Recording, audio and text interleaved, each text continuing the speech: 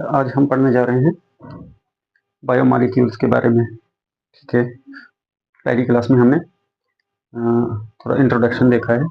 Biomolecules का मतलब origin हमने कि एक्चुअली कौन सा ऐसा एलिमेंट है, या हमने कार्बन के बारे में डिस्कस किया था कि कार्बन कैसे है लाइफ का बैकबोन कहा जाता है। मतलब लाइफ टोटली डिपेंड है कार्बन के ऊपर, और कार्बन की सबसे मेन जो सेल का स्ट्रक्चर है, सेल के स्ट्रक्चर में कार्बन का सबसे अहम रोल है। और साथ में फिर फंक्शनल प्रॉपर्टीज जो हैं बायोमॉलिक्यूल्स की, उनमें भी कार्बन का होना बहुत ज़रूरी है। तो इसी वजह से हम कहते हैं कि लाइफ जो डिपेंड है वो कार्बन के ऊपर डिपेंड है। ठीक है, तो अब क्या है कि हम इसकी डेफिनेशन देखेंगे कि बायोमॉलिक्यूल्स क्या होते हैं। ये ऐसे कंपाउंड्स होते हैं, बायोमॉलिक्यूल्स लिख सकते हैं, बायोमॉलिक्यूल्स आर, ठीक है,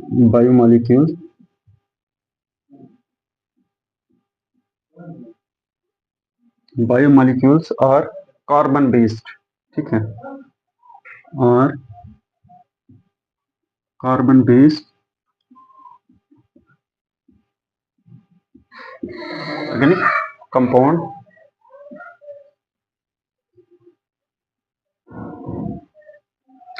that is produced in living organism.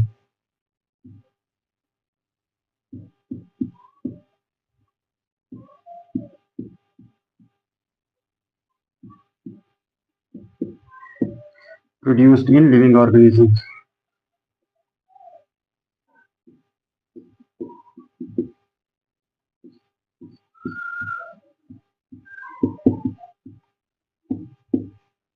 ठीक है, बायोमॉलिक्यूल्स ऑर्गेनिक वो कार्बन बेस्ड, कार्बन से बने हुए ऑर्गेनिक कंपाउंड्स हैं जो सिर्फ लिविंग ऑर्गेनिज्म में पाए जाते हैं।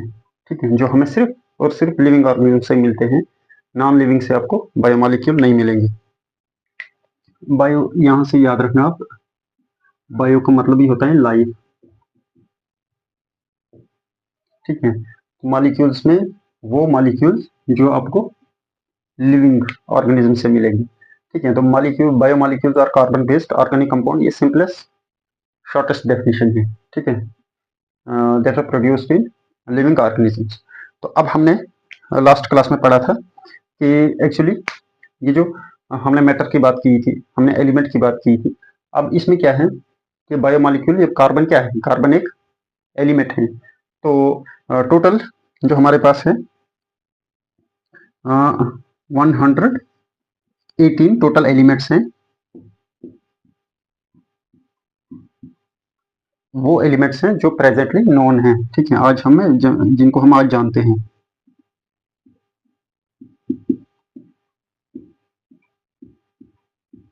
ठीक है, ये थोड़ा पता होना जरूरी है, क्योंकि थोड़ा कंसेप्ट डेवलप होता है यहीं से कि 118 एलिमेंट्स जो हमारे पीरियोडिक टेबल में हैं वो है हमारे पास, जिनको आज हम जानते हैं। लेकिन उसमें से कितना है, 118 में से 94 एलिमेंट्स हैं जो नेचुरल हैं।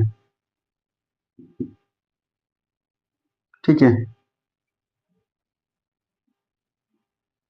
94 एलिमेंट्स जो नेचुरल हमें अर्थ से मिले हैं, नेचर से मिले हैं।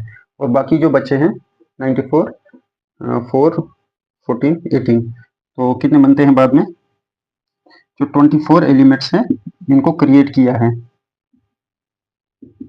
क्रिएट किया गया है लैब में साइंटिस्ट के द्वारा, by scientist.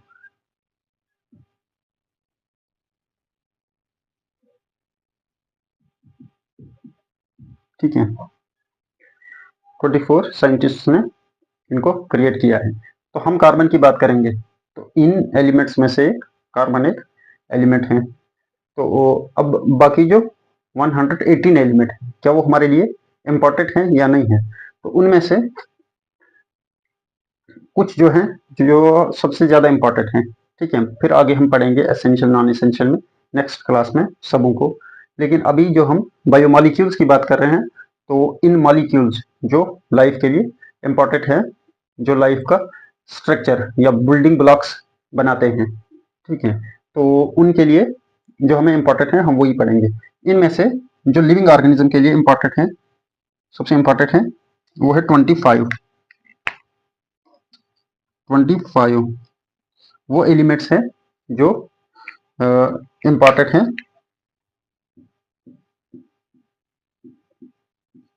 elements which are important for living organism.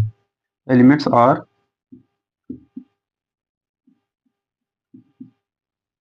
important for, ठीक है, for आप लिख सकते हैं all kind of life for cell।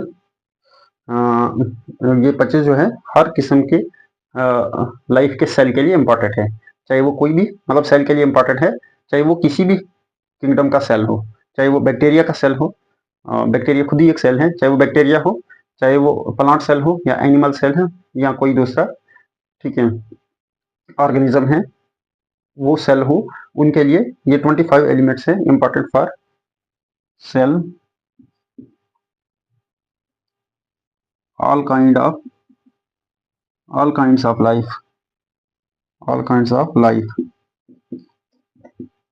ठीक है, हर किस्म के लाइफ के सेल के लिए ये 25 एलिमेंट्स इंपॉर्टेंट हैं। इनमें से कुछ जो सबसे ज्यादा इंपॉर्टेंट है, सबसे अहम, ठीक है। अब सबसे जो इम्पोर्टेंट है, सबसे ज्यादा इम्पोर्टेंट है, उनके बारे में अब हम पढ़ेंगे, जो ये बायोमॉलिक्यूल्स का सबसे अहम हिस्सा है। आप याद रखना, चॉप्स याद रखना आप। इनमें से सिक्स आर मोस्ट इम्पोर्टेंट, इनमें से 6 जो है most important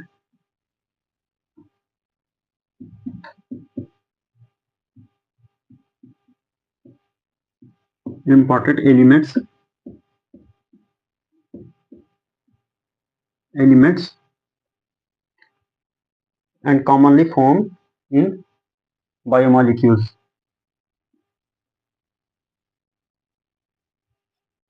Which are commonly,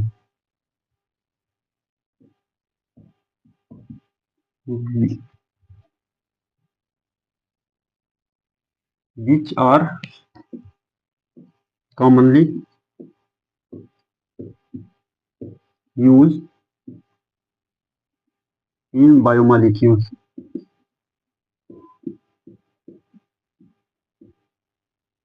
ठीक है, बायोमॉलिक्यूल्स में 6 ऐसे इंपॉर्टेंट हैं जो सबसे ज्यादा जरूरी हैं। तो ये कौन कौन से हैं आप याद रखना, चॉप्स, ठीक है, ये 6 एलिमेंट जो हैं जो सबसे ज्यादा इंपॉर्टेंट है बायो लाइफ के लिए, और ये तकरीबन 98% ओवरऑल इनका कंट्रीब्यूशन होता है ये बायोमॉलिक्यूल्स बनाने का। सोचो कितना इंपॉर्टेंट है, ठीक है। इसमें ये कौन कौन से हैं, कार्बन, हाइड्रोजन, ठीक है, और ऑक्सीजन,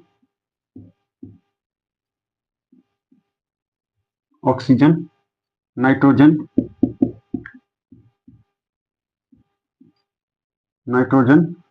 फास्फोरस,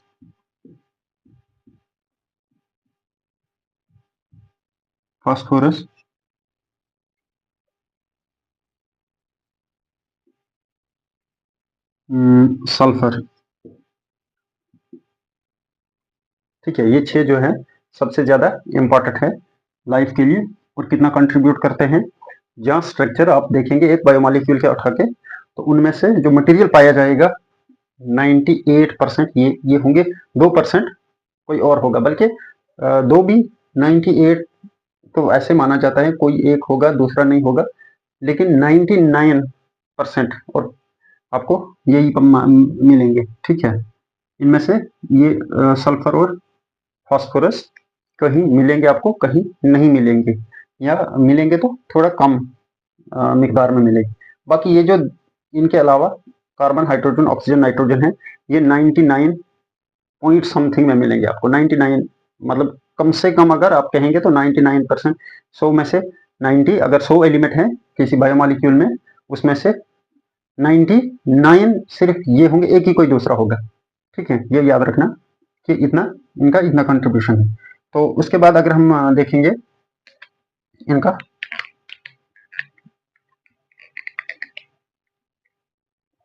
कंट्रीब्यूशन देखेंगे हम परसेंटेज हमारी बॉडी के अंदर। ठीक है, परसेंटेज अगर देखेंगे तो कार्बन की जो परसेंटेज है हमारी बॉडी के अंदर, इस सल्फर को ना हम थोड़ी यहीं पे लिख लेते हैं, सल्फर।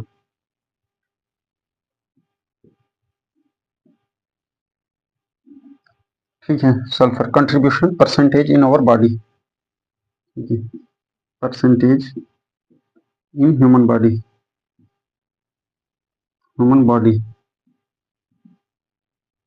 ठीक है। तो कार्बन की याद रखना, कार्बन पाया जाता है,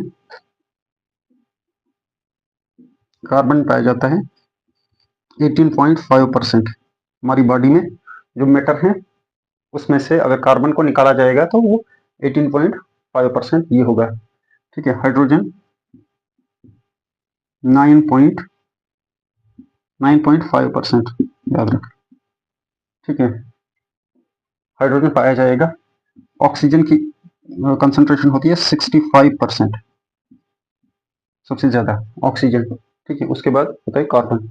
नाइट्रोजन की 3.7% समथिंग। ठीक है, ऑक्सीजन की इतनी होती है। फास्फोरस की परसेंट होती है 0.1%, इसी तरह लिखो 1% फास्फोरस, और 0.3% सल्फर पाया जाता है। ठीक है, तो ये है इन ऑर्गेनिजम्स की, इन एलिमेंट्स की क्या है, कंट्रीब्यूशन है परसेंटेज के हिसाब से। सबसे ज्यादा ऑक्सीजन है, उसके बाद कार्बन है, उसके बाद हाइड्रोजन है, फिर नाइट्रोजन, फास्फोरस एंड सल्फर। ठीक है, ये है इनका contribution percentage in our body. अगर हम देखेंगे इसमें से फिर इन बायोमॉलिक्यूल्स को ना डिवाइड किया गया है, स्मॉल बायोमॉलिक्यूल और लार्ज बायोमॉलिक्यूल में। ठीक है, अगर यहाँ पे हम आगे हम देखेंगे स्ट्रक्चर में, लेकिन चलो हम थोड़ा यहाँ पे आपको दिखा देंगे, यहाँ पे इजी रहेगा समझना। हम देखेंगे स्मॉल बायोमॉलिक्यूल्स में आते हैं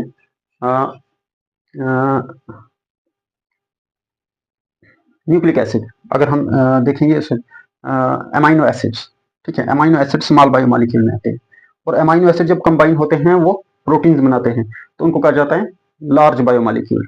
ठीक है, तो अगर हम देखेंगे, देखो अमाइनो एसिड का स्ट्रक्चर होता है, ये आ गया कार्बन, ठीक है, मेन है, उसके बाद इसके साथ आ गया ये हाइड्रोजन, ठीक है, ये दो आ गए, इसके साथ होता है अमोनिया NH3 प्लस, इस स्टेट में होता है, तो आ गया नाइट्रोजन भी। ठीक है, इसके बाद आ जाता है, इसके बाद आ जाता है ये acidic group, carboxylic acid group, तो आ गया ऑक्सीजन भी, और फिर आगे होगा आर साइड चेन, इसको कहते हैं साइड चेन, इसको आर से डिनोट किया जाता है।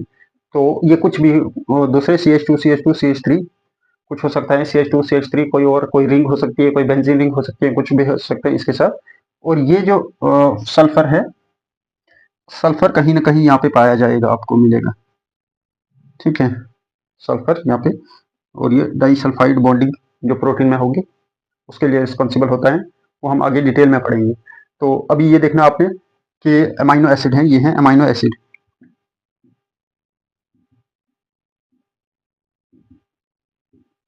ठीक है, अमाइनो एसिड, तो ये क्या है, ये आ गया बायोमॉलिक्यूल, स्मॉल बायोमॉलिक्यूल, आपने देखा इनका कंट्रीब्यूशन। इसी तरह शुगर्स हम देखेंगे। ठीक है, तो अगर हम शुगर में एक सबसे ग्लिसरॉल्डिहाइड सबसे छोटा मॉलिक्यूल लेंगे, ठीक है, तो वो होता है CHO, COH H3 carbon compound है CH2OH। तो ये है ग्लिसरॉल्डिहाइड।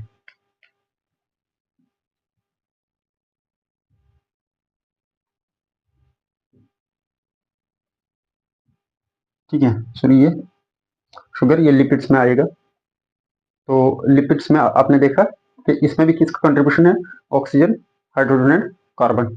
ठीक है, इसे हम शुगर्स की बात करेंगे। हम बात करेंगे ग्लूकोज की। 6 होता है, 1 2 2 3 4 5 एंड 6। ये आ गया शुगर। तो ये आ गया यहाँ पे फंक्शनल ग्रुप CHO या COH। अब क्या है,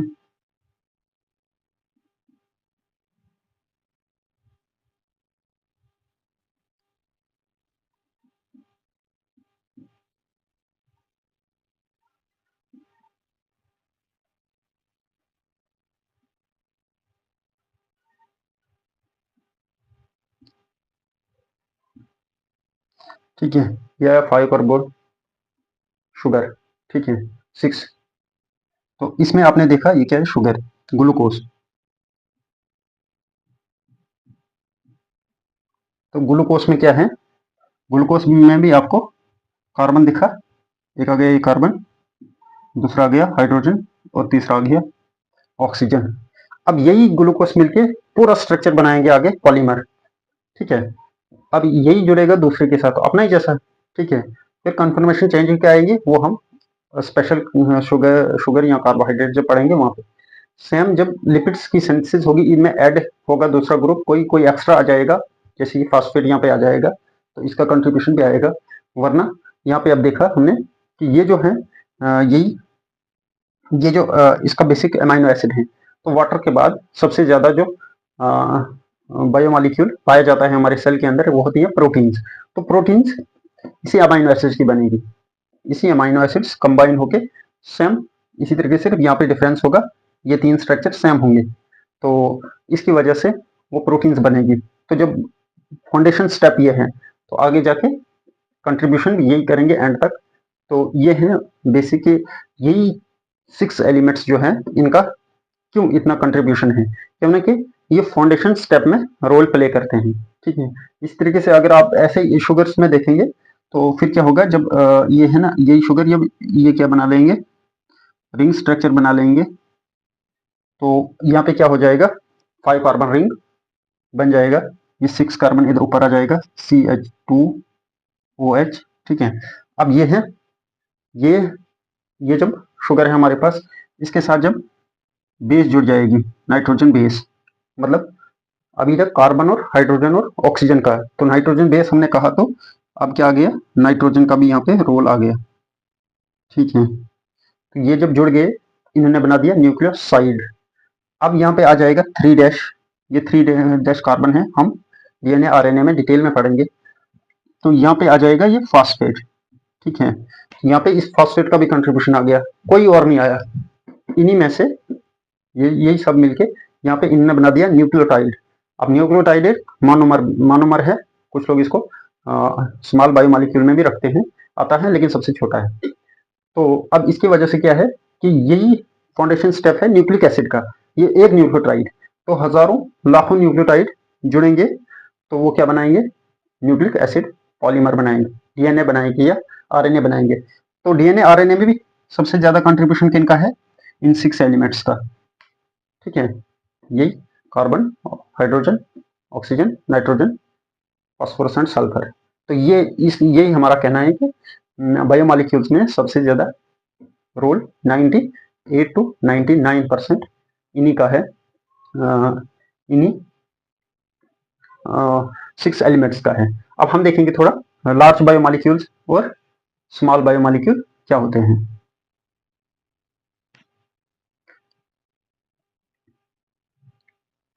हम यहीं पे देख लेंगे।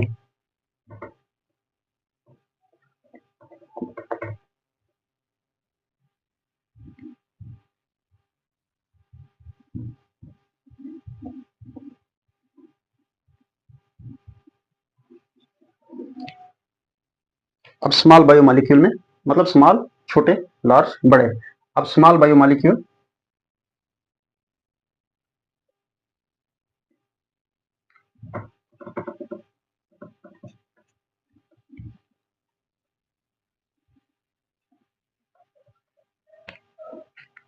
Small biomolecule, small biomolecules, bio M means molecule हम शॉर्ट में लिख रहे हैं, ठीक है। Large, large biomolecules. अब स्मॉल और लार्ज कहाँ से आ गए, ये हम देखना चाहते हैं। इनको आप लार्ज की जगह मैक्रो भी कहते हैं। कोई मैक्रो बोलेगा आपको तो चलेगा, मैक्रो मीन्स बड़ा, ठीक है। तो यहाँ इनको कहते हैं माइक्रो, माइक्रो बायोमॉलिक्यूल्स या स्मॉल बायोमॉलिक्यूल।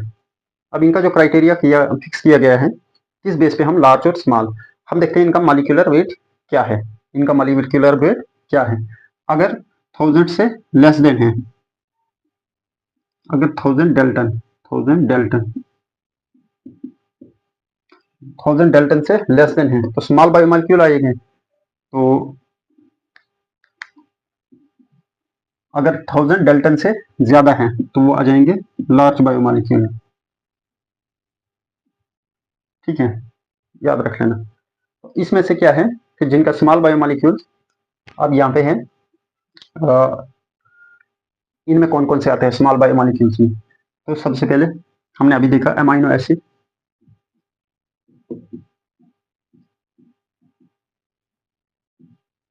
ये बड़ा ए है, एसिड्स, अमाइनो एसिड्स, इस तरीके से फैटी एसिड्स,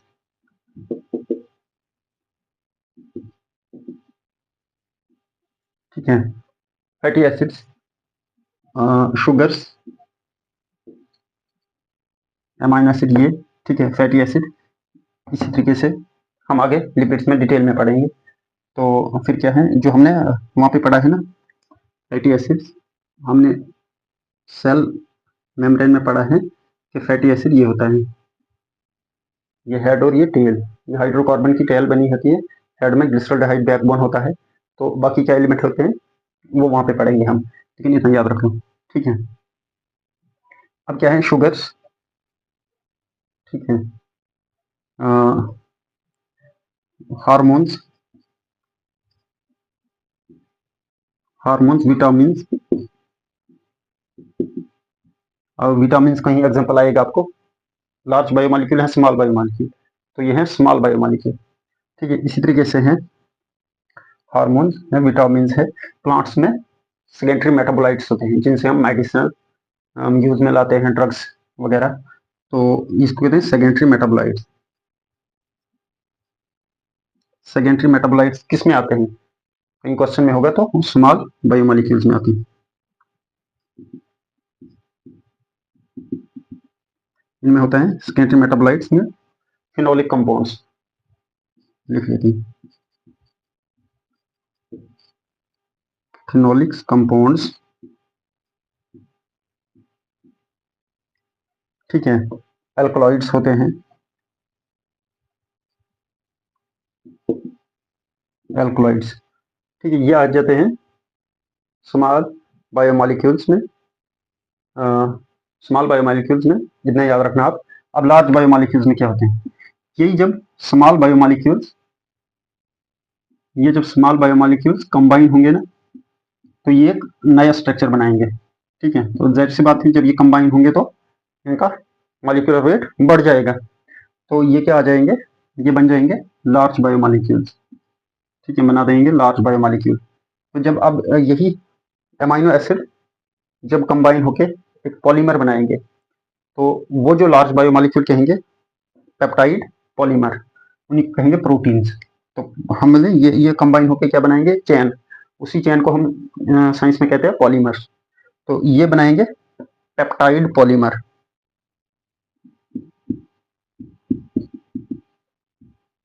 पेप्टाइड पॉलीमर, उसी को कहेंगे यहाँ प्रोटीन्स, ठीक है। इसी तरीके से ये जो न्यूक्लियोटाइड्स या शुगर, जब ये शुगर कंबाइन होके पॉलीमर बनाएंगे। ठीक है, हम कैसे बनाएंगे, हम शुगर्स में जब कार्बोहाइड्रेट्स पढ़ेंगे वहां पे बताएंगे। तो ये क्या बनेंगे, शुगर जो पॉलीमर बनाएंगे उसको हम कहेंगे कार्बोहाइड्रेट्स। ठीक है ना,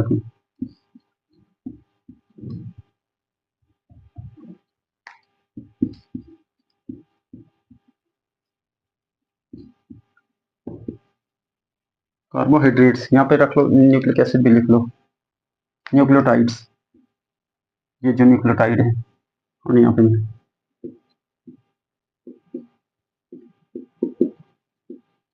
कहीं भी लिख लो, नीचे जगह नहीं है, तो न्यूक्लियोटाइड। अब हमने कितने 1 2 3 4 5 6, ठीक है, इसी में आ जाते हैं, 6 ही रख लो या इनको ऐड करके 7 8। ये आ गया कार्बोहाइड्रेट्स। इसी तरीके से जब न्यूक्लियोटाइड्स जुड़ के एक लंबा लॉन्ग चेन पॉलीमर बनाएंगे तो उसको कहेंगे न्यूक्लिक एसिड। ठीक है, तो न्यूक्लिक एसिड क्या कहेंगे, न्यूक्लियोटाइड्स NTR, ये बनाएंगे nucleic acid.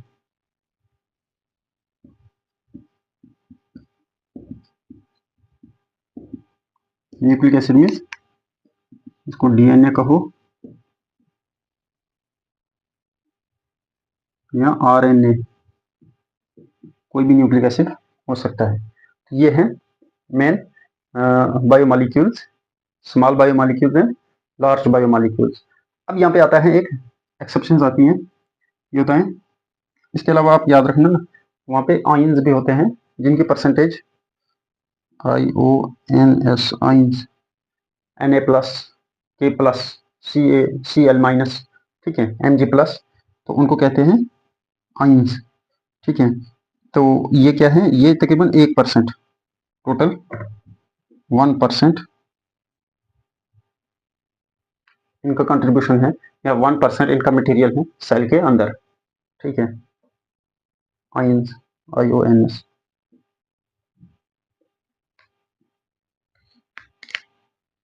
Na plus, K plus, Cl minus, Ca plus plus, ठीक है, Mg प्लस, H प्लस, ये सब आयंस में आते हैं। अब क्या है, यहाँ पे लिपिड्स जो है, लिपिड्स को लोगों ने कुछ साइंटिस्ट ने रखा है लिपिड्स लार्ज बायोमॉलिक्यूल। हमने फैटी एसिड की बात की, तो हमने प्लाज्मा मेम्ब्रेन को देखा, ये क्या करती हैं, बहुत सारी फैटी एसिड्स कंबाइन होते हैं, एक साइड से भी, दो साइड से भी, दो चेन बनाते हैं, दो लेयर्स, तो वो बाई लेयर हमने प्लाज्मा मेम्ब्रेन को बताया। तो इन्होंने एक लंबा चेन बना लिया, तो ये फिर आ गया लार्ज बायोमॉलिक्यूल्स में। लेकिन इनका जो मॉलिक्यूलर वेट है ये तकरीबन 800 डेल्टन है। ठीक है, तो उसकी वजह से लिपिड थोड़ा एक्सेप्शन में आते हैं। अगर हम देखते हैं इनका वेट, तो ये वेट है इनका 800 समथिंग डेल्टन,